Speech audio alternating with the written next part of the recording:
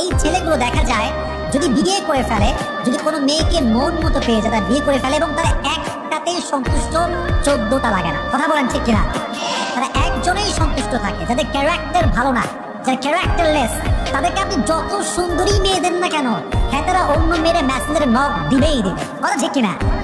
So এটা ক্যারেক্টারলেসদের একটা বড় নমুনা, যে তারা একটাতে সন্তুষ্ট হয় না, তাদের 14টা লাগে। কিন্তু যারা ভদ্র হয় তারা একটাকেই এনাফ মনে করে, একটাকেই ভালোবাসে, ওর সঙ্গেই জীবন, ওর সঙ্গেই মরণ। দ্যাট মিনস এটা হালাল ভাবে বলতেছি, হারাম ভাবে না। তো ভদ্র ছেলেরা কি করে জানেন? একজন মানুষকে পেয়ে সন্তুষ্ট থাকে, 14 জনের পিছে তারা ছুটতে পারে।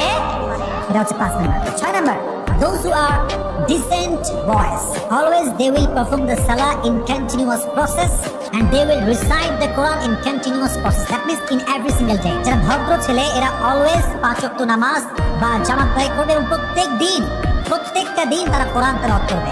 আপনারা